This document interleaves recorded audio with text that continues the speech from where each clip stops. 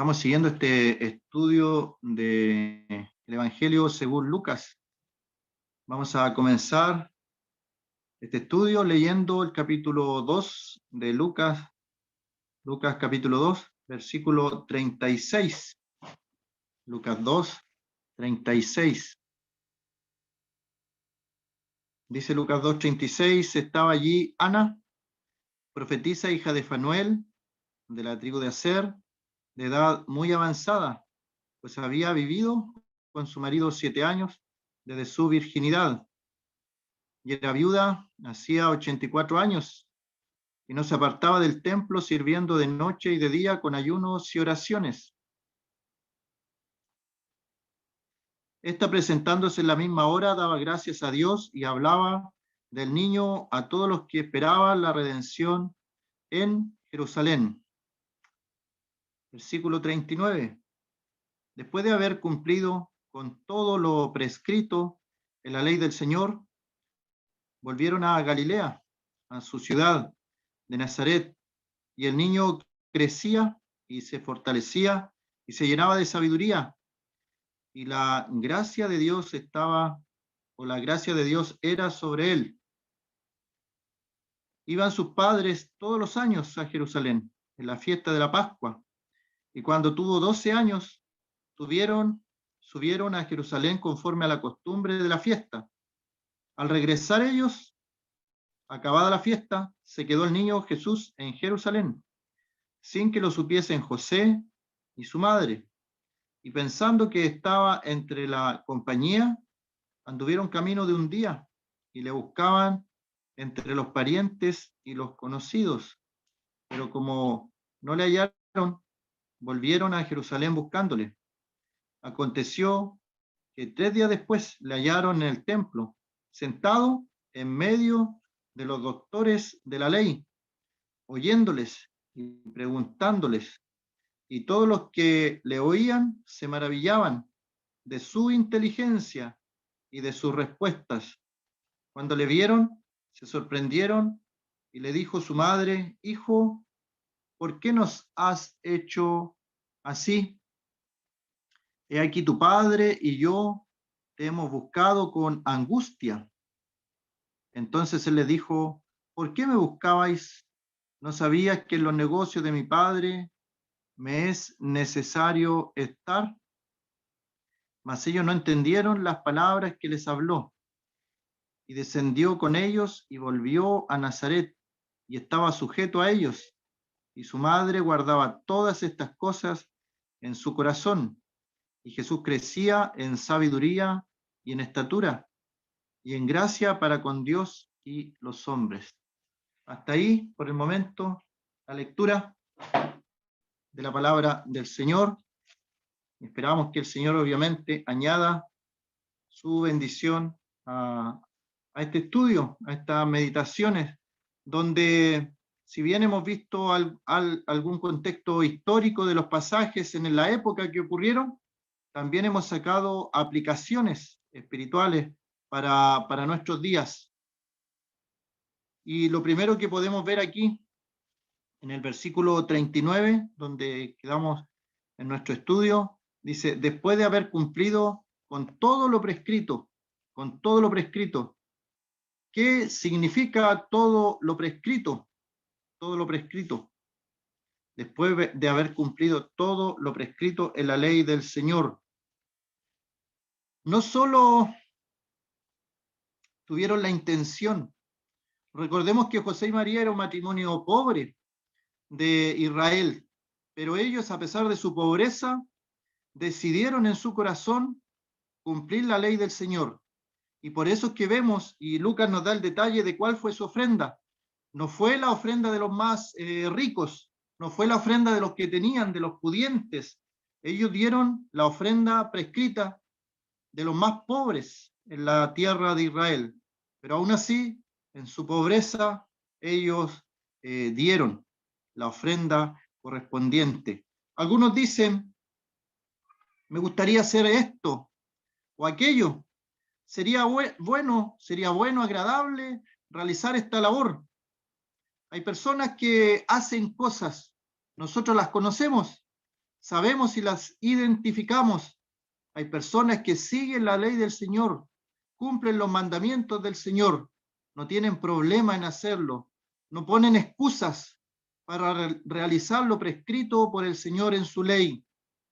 Pero hay otros que sí ponen excusas, que tienen solamente la intención: desde la próxima semana vamos a empezar a hacer esto para el Señor, pero al final esos planes nunca llegan, se quedan solamente en planes, se quedan en intenciones. Hay personas que desean hacer cosas, pero al final no las hacen, se quedan solamente en las intenciones. Tal vez a nosotros, hermanos, nos ha pasado alguna vez que nos quedemos en la intención de cumplir algún mandamiento del Señor y no lo hagamos. ¿Sabe que la Biblia dice que al que sabe hacer lo bueno y no lo hace, también le va a ser contado como pecado? Porque sabiendo nosotros que algo es bueno y el Señor pone el deseo en nuestro corazón de hacerlo y no lo hacemos, entonces ya pasaría a tomarse como una falta delante del Señor. José y María hacían las cosas, no se quedaban en la intención, no ponían excusas. Ellos tenían, como dice aquí, prescrito en la ley del Señor, había mandamientos, y ellos van a Jerusalén, suben de Jerusalén, suben a Jerusalén desde Galilea, desde Nazaret, y hacen los mandamientos que el Señor les había dejado establecidos, les había dejado prescritos. Así que conocemos personas que hacen las cosas, conocemos otras personas que observan y miran y tienen solamente la intención de hacer, pero nunca las hacen, y comentan acerca de lo que otros hacen. En lo espiritual es lo mismo. Y está un tercer grupo de personas que no hace nada, que ni siquiera tiene la intención de hacer cosas por el Señor, pero muy buena para critican a los que tienen la intención de hacer algo, y como decimos en buen chileno, les echan el avión abajo.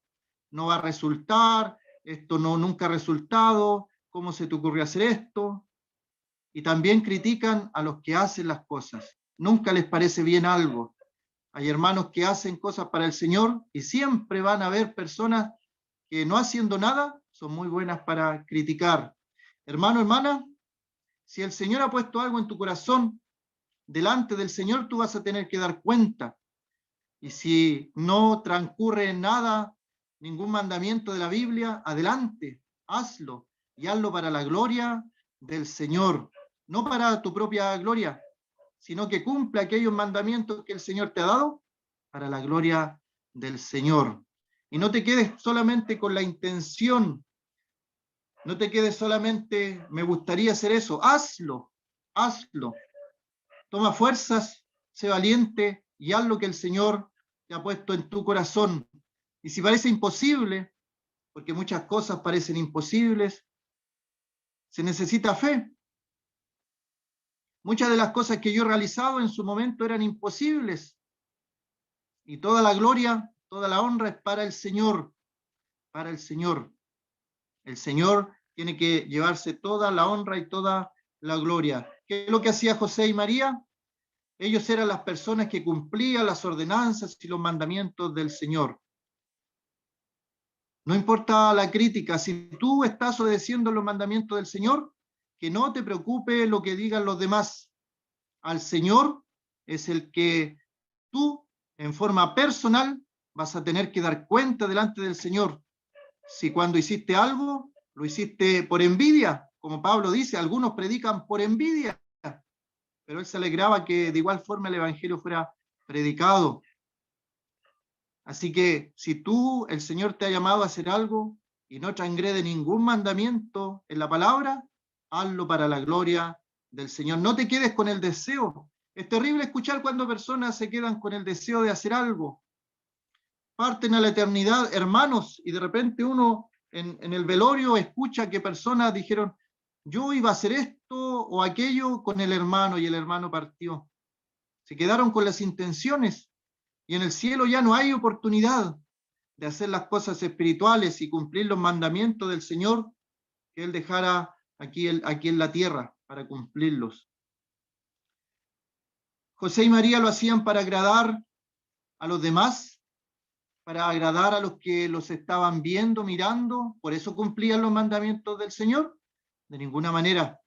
Ellos los cumplían para la honra y la gloria del Señor.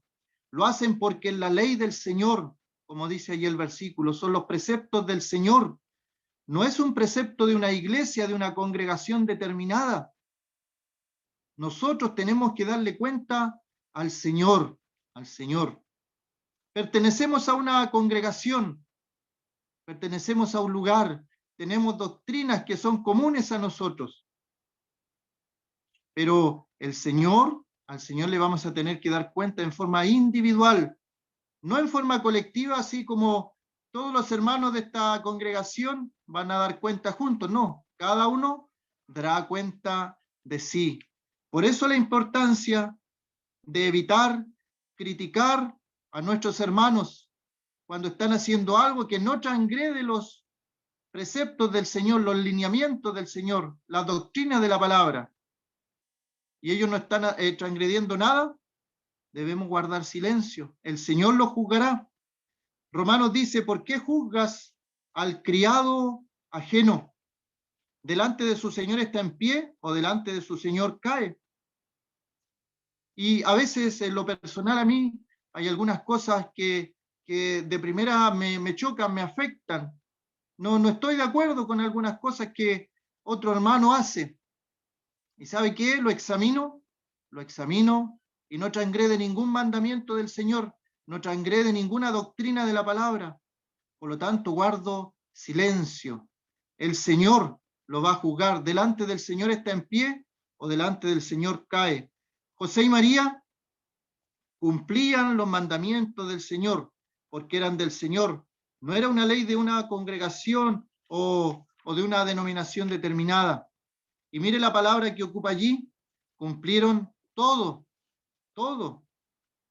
Dice, después de haber cumplido todo lo prescrito en la ley, ellos no solo cumplieron lo que les gustaba, lo que les agradaba, cumplieron todo. ¿Qué pasa en el día de hoy, hermanos, hermanas? ¿Qué pasa en el día de hoy? ¿No es verdad? En lo personal me ha pasado que hay ciertos mandamientos que hermanos no los guardan, simplemente no los guardan, porque dicen que era para otra época, para una ciudad determinada, como por ejemplo la cubierta, el velo que utilizan nuestras hermanas. Otro hermano dijo, es que yo no entiendo eso, por eso en la congregación nuestra no lo guardamos, porque no lo entendemos. Hay mandamientos del Señor que no entendemos, lo obedecemos, porque el Señor lo está mandando. Cumplieron todo. En el día de hoy algunos dejan algunos mandamientos de lado. Este mandamiento me gusta, lo entiendo, entonces lo cumplimos. Pero estos otros mandamientos no me gustan, no están de acuerdo a nuestra sociedad. Entonces no lo cumplimos, no lo guardamos. ¿Qué es lo que nos enseña José y María? Guardaron todo el precepto del Señor, todos sus mandamientos. Vamos a leer en una carta del apóstol Juan, primera de Juan 5, versículo 1. Todo el que cree que Jesús es el Cristo es nacido de Dios, y todo aquel que ama al que engendró, ama también al que ha sido engendrado por él. Versículo 2. En esto conocemos que amamos a los hijos de Dios, cuando amamos a Dios y, ahí está la frase, y guardamos sus mandamientos, no algunos, no los que me agradan, no los que entiendo, guardamos sus mandamientos. Y mire el versículo 3, pues este es el amor a Dios, que guardemos sus mandamientos, y sus mandamientos no son gravosos. Eso es importante, hermano. Nosotros guardamos los mandamientos para el Señor, no son gravosos cuando consideramos que los guardamos para el Señor. Lamentablemente he conocido hermanos que algunos mandamientos del Señor se les hace una carga, se les hace un peso. Luchan con eso, con ese mandamiento. No lo guardan porque no les gusta, no les agrada, no lo entienden y se les hace una carga, una pesada carga. Y si alguien los ve, ahí lo guardan, pero si nadie los ve, no los guardan. Son mandamientos, se les ha hecho gravoso, se les ha hecho pesado, pero para el creyente que quiere servir al Señor, que quiere agradar al Señor como José y María, los mandamientos del Señor no son gravosos. ¿Podemos nosotros enumerar los mandamientos que tenemos para el día de hoy, para la iglesia? Porque hay personas, hermanos, que piensan y dicen, bueno, hoy día estamos en la dispensación de la gracia, dicen algunos. Prefiero decir la dispensación de la iglesia, porque nuestro padre Abraham también fue salvado por gracia. En el Antiguo Testamento también había gracia para salvación. Estamos en esta dispensación, los mandamientos eran para el Antiguo Testamento, piensan y dicen algunos hermanos, pero hay muchos mandamientos para la iglesia. En el día de hoy, los mandamientos no son solo para el Antiguo Testamento. La iglesia, vimos el tema de la iglesia, lo estudiamos y vimos que hay mandamientos para la iglesia. ¿Cuáles son estos mandamientos? ¿Cuáles son estas ordenanzas? La iglesia popular, la iglesia católica, tiene 7 o 5 sacramentos, pero la Biblia, ¿cuánto menciona? ¿Cuánto nos da una orden específica respecto a los mandamientos que tenemos que guardar? Es interesante que Moisés, las tablas de la ley, habían 10 mandamientos. 10 mandamientos.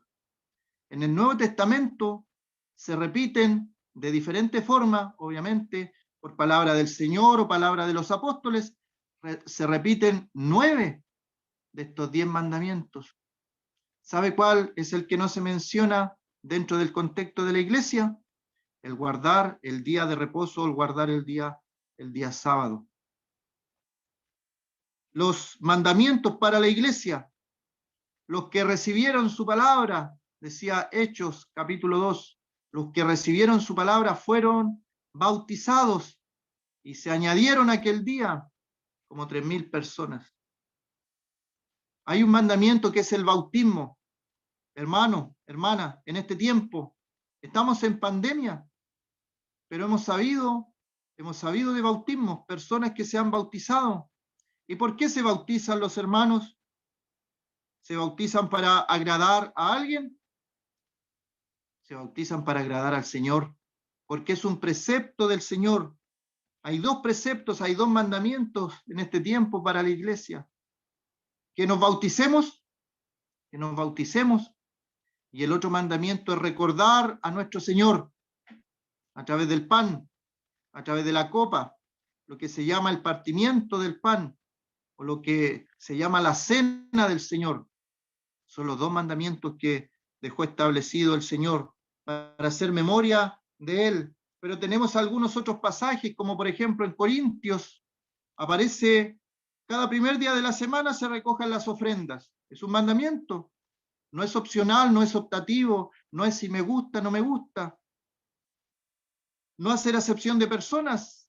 Es un mandamiento en Santiago para el creyente, para la iglesia. Pobre de aquella iglesia que haga acepción de personas, que discrimine a una persona por tener poco dinero o mucho dinero, hacer una discriminación positiva, tratarlo muy bien, porque tiene anillo de oro y vestido lujoso. Y al pobre, tratarlo muy mal, darle el peor espacio para ubicarse dentro de la congregación. Y hablando de los pobres, también hay mandamientos para la iglesia de ayudar a los pobres, ayudar a las viudas, lo vimos la vez pasada. Hay un mandamiento que habla de no apagar el espíritu, no es opcional, son mandamientos. Cada uno de nosotros, cada uno de ustedes puede buscar en el Nuevo Testamento, estamos hablando del Nuevo Testamento, mandamientos, preceptos que el Señor ha dejado para la iglesia, para la iglesia. Así que eso de que los mandamientos y las ordenanzas es del Antiguo Testamento, es del Antiguo Pacto, vemos por la palabra que no es tan así. Hay mandamientos, hay ordenanzas y hay preceptos que están en el Nuevo Testamento, que son para el creyente. Orar sin cesar es una invitación de Pablo, pero no deja alternativas. No es ora sin cesar cuando tengas ganas de orar, ora sin cesar cuando sientas el deseo de hacerlo. Dice la Escritura, orar sin cesar. Así que esos son algunos de los mandamientos que podemos encontrar en el Nuevo Testamento. Y como digo, cada uno puede encontrar más mandamientos acerca de nuestras vidas y poder agradarle al Señor. Dice, después que cumplieron todo lo prescrito en la ley del Señor. Volvieron a Galilea, volvieron a Galilea, a su ciudad. Nazaret era la ciudad del Señor, era la ciudad de María, de José. ¿Cómo era Nazaret? ¿Cómo era Galilea? Lo vimos en algunas oportunidades pasadas, por beneficio a los hermanos que están en el día de hoy. Vamos a leer solamente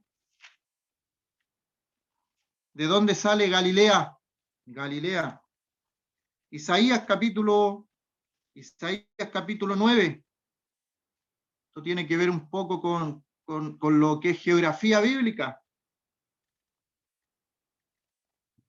Sabemos que el pueblo de Israel es muy celoso de las costumbres, de las ordenanzas, del hecho de ser judíos.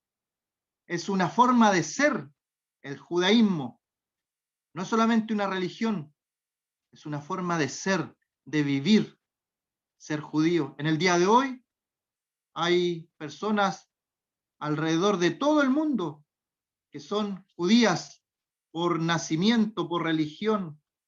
Hay algunos prosélitos que se han hecho judíos también, pero ¿qué significaba en la época del Señor ser judío?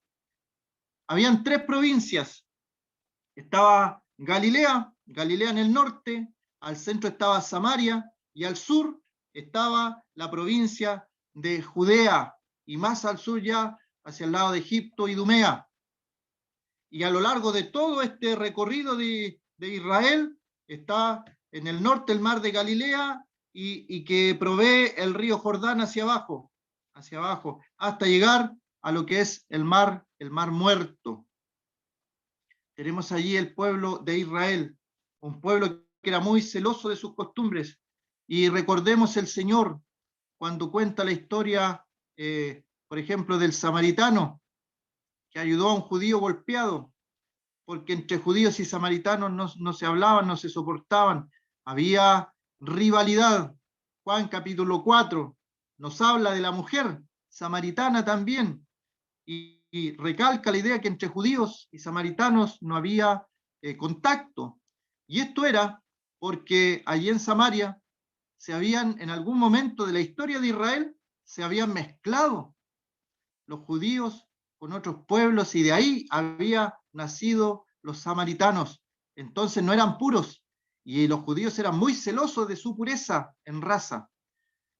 Y el Señor pudo haber escogido cualquier lugar para criarse, para vivir, para conocer su entorno, el entorno natural de su país, de Israel, pero escogió esta tierra de Galilea y es importante. Estaba profetizado, Isaías 9, mas no habrá siempre oscuridad para la que está ahora en angustia, tal como la aflicción que le vino en el tiempo que livianamente tocaron la primera vez a la tierra de Zabulón y a la tierra de Neftalí. Ahí menciona dos tribus. Después dice, pues al fin llenará de gloria el camino del mar de aquel lado del Jordán, en Galilea de los gentiles. El pueblo que andaba en tinieblas vio gran luz. Los que moraban en tierra de sombra de muerte, luz resplandeció sobre ellos. Es interesante, esto se escribió 700 o 750 años antes que el Señor naciera. Y se habla de Galilea de los gentiles. Otras traducciones ahí en Isaías capítulo 9 hablan de, en vez de decir de los gentiles, dice de los que no adoran al Dios de Israel. O sea, esa tierra, Galilea de los que no adoran al Dios de Israel. Galil al Goyim, así es el original, se lee. Galil a Goyim, significaba literalmente el distrito de los gentiles. Eso significa la palabra Galilea. Era una zona despreciada por los judíos. Estaban dentro de las dos tribus, Neftalí y Zabulón. Y geográficamente hay una Galilea alta y una Galilea baja. Hasta el día de hoy se puede apreciar eso. Y está allí el mar de Galilea. El mar de Genesaret también es el mismo. Es un lago de agua dulce, pero es tan grande que algunos le mencionan como un mar. Y está rodeado por cordilleras. Entonces, cuando hay vientos, estos vientos suben por la cordillera y al bajar generan olas grandes. Y parece que estuvieran en mar abierto, pero es un lago. Y es ahí donde, en esa zona donde el Señor realizó varios milagros, en Galilea de los gentiles. No quiso nacer el Señor en Jerusalén o criarse en Jerusalén, donde estaba el centro político, el centro de poder religioso, no. El Señor quiso nacer en una pequeña aldea, Belén, de la provincia de Judea, pero luego en su crianza, él fue a otra provincia, a la provincia de Galilea, y esa provincia, su significado casi literal, significa el distrito de los gentiles. Galilea, el distrito de los gentiles. Ahí quiso el Señor criarse. Y camino del mar aparece allí en Isaías. Y esto era porque de distintas partes utilizaban ese camino para llegar al gran mar, al mar Mediterráneo. Era un lugar de tránsito. El Señor tiene que haber conocido mucha gente en su niñez, adolescencia, ver muchas caravanas pasar por allí, comerciales. Esa es la ciudad que escogió el Señor. Dentro de la provincia de Galilea, la ciudad dice de Nazaret, Nazaret. ¿Y cuál es el concepto de la pequeña aldea de Nazaret? Porque era una pequeña aldea, tampoco nació, o sea, tampoco se crió en ciudades grandes, gigantescas, era una aldea de artesanos, de carpinteros. Históricamente hablando, eso dicen los geógrafos que han estudiado el tema. Allí estaban un grupo de artesanos, era una aldea de carpinteros. ¿Y cómo apreciaban allí Nazaret? Porque dice que era su ciudad, su ciudad. Lucas, allí en el verso 39 dice, volvieron a Galilea, a su ciudad. Hay una identificación con la ciudad de Nazaret. ¿Y cuál era el concepto de la ciudad de Nazaret? Lo tenemos en Juan, capítulo 1, versículo 46.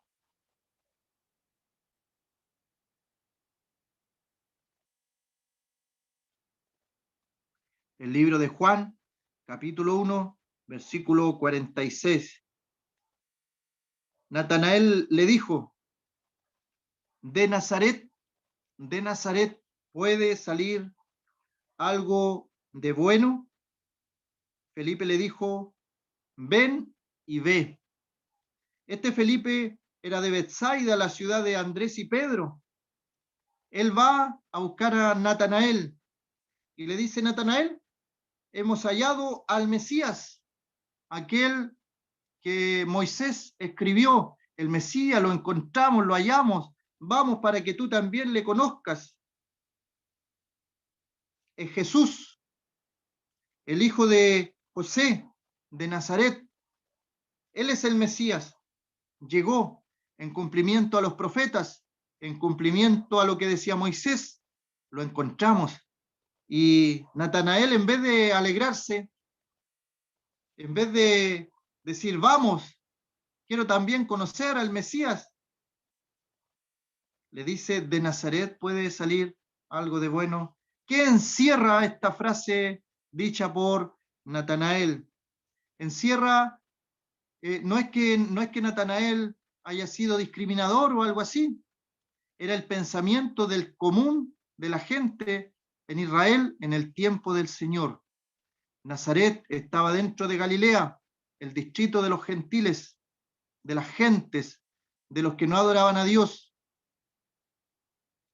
Y Nazaret estaba en el centro de todo eso. Era gente y esta ciudad, esta pequeña aldea, era menospreciada.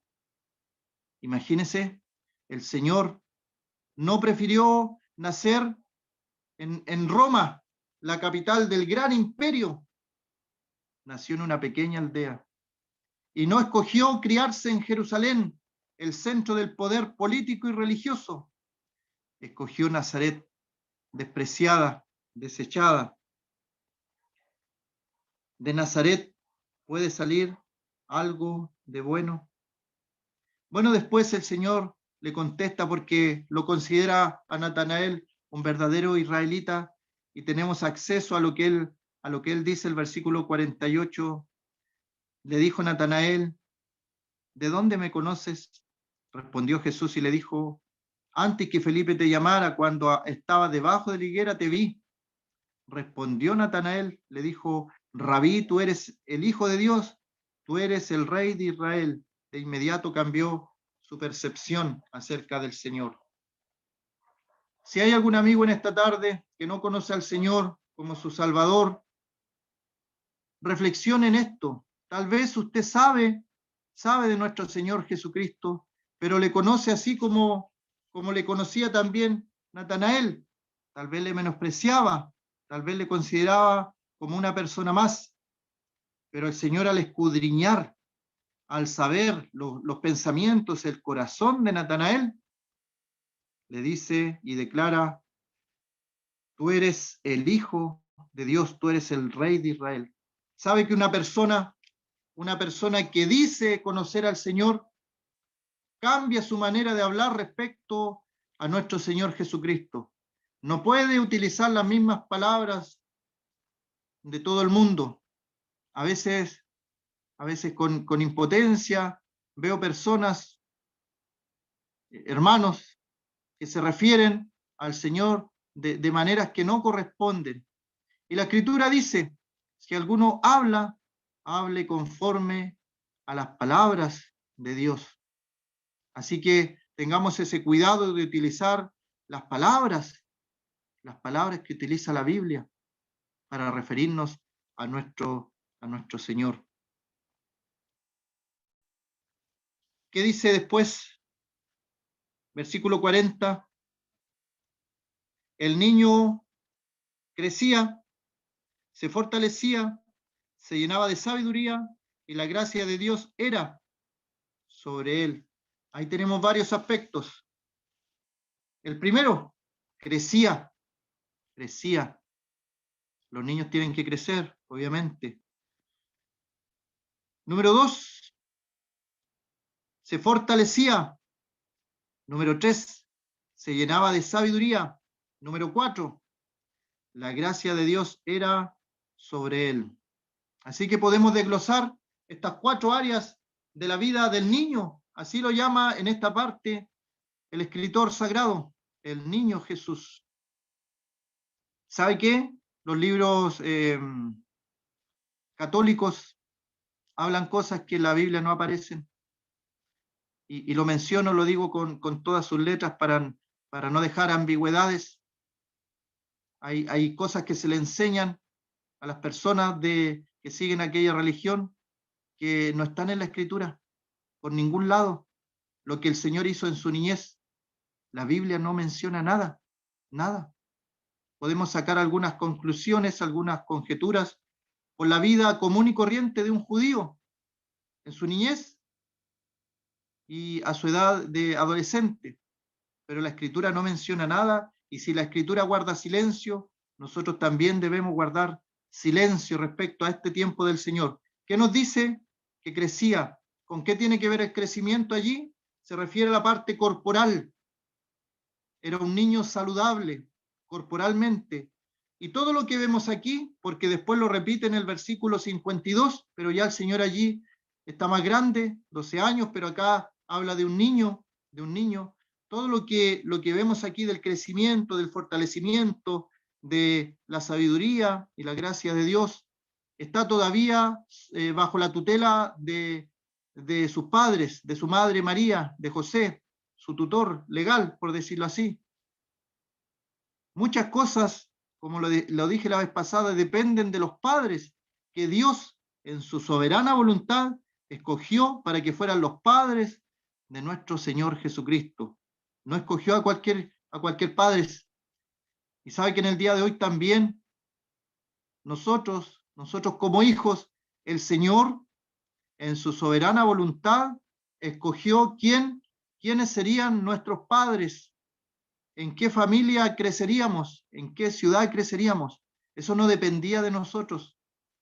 Ya uno cuando más adulto puede elegir algunas cosas o cambiarse de ciudad, pero en nuestra niñez todas esas decisiones pasaban por los padres que Dios nos dio, por la ciudad en que Dios permitió que naciéramos o nos criáramos. Así que el crecer tiene que ver con su cuerpo, con su salud, con el desarrollo muscular. Y la otra palabra que utiliza allí es el fortalecer. Se fortalecía. Hay una traducción que en la Reina Valera Gómez dice en esa frase, se fortalecía en espíritu. Tiene que ver con el crecimiento espiritual. La Biblia del Jubileo y la Biblia Sagrada Escritura del año 1569 por ahí, también traducen esta frase como era confortado del espíritu. Así que esa frase allí, se fortalecía, tiene que ver con el ámbito espiritual del niño. Y como dije y repito nuevamente, en esta etapa dependía de sus padres. Así que sus padres se preocuparon del niño Jesús en su crecimiento físico y en su crecimiento espiritual. A los padres, que somos padres también, Dios me ha concedido el privilegio de ser padre, la responsabilidad que pasa por nosotros desde pequeñitos, desde niños. Recordemos que aquí el Señor es pequeñito y la responsabilidad de sus padres, fortalecer también su espíritu, la parte espiritual, ser fortalecidos en el espíritu. Una frase parecida aparece en Efesios capítulo 6, cuando el Señor dice, fortaleceos en el Señor y en el poder de su fuerza. Se está refiriendo al espíritu. Con eso tiene que ver el fortalecimiento. El Señor como niño iba creciendo y se fortalecía en su espíritu. Es importante la parte espiritual para los niños. Sabe que habían países, bueno, Estados Unidos en alguna época de su historia quitó la oración de las escuelas. Antes de eso, los niños comenzaban su día escolar orando. Se quitó eso, se quitó de todas las escuelas. Y en el día de hoy vemos cómo están las escuelas en aquel país. Algunos quieren volver esa buena costumbre, orar al Señor, porque Estados Unidos nace de hermanos protestantes que querían libremente ejercer su religión, que en Europa no se lo permitían. Así que ellos van a las nuevas tierras, un nuevo comienzo. Es un país que nace del protestantismo, pero en el día de hoy ha cambiado mucho. Y la misma frase también aparece en segunda de Timoteo, el capítulo 2, versículo 1, donde dice, fortalécete en la gracia que hay en Cristo. Fortalécete en la gracia que hay en Cristo.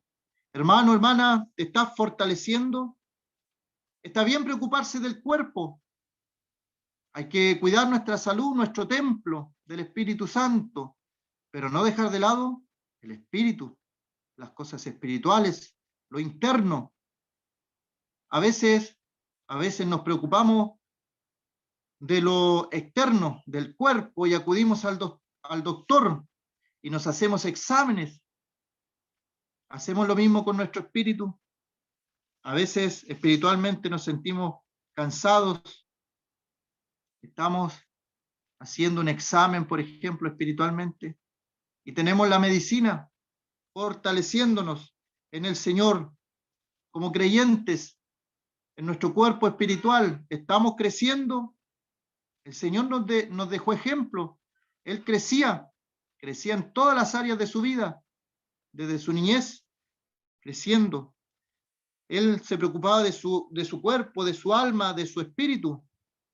Él de profesión era carpintero. No es una labor fácil.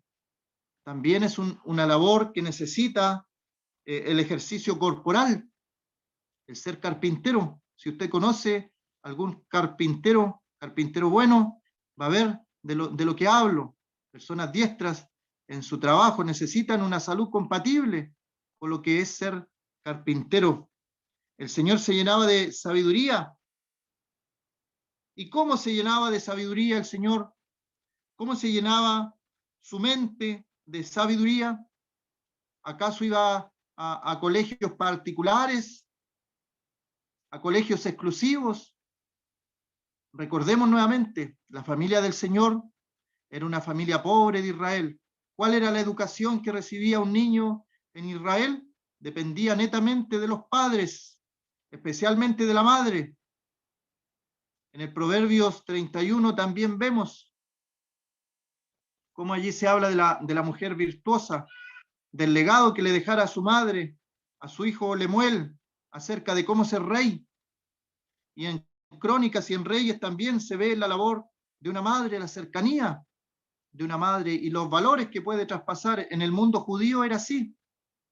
Así que Dios escogió a María para que hiciera esta labor cuando el Señor era pequeño.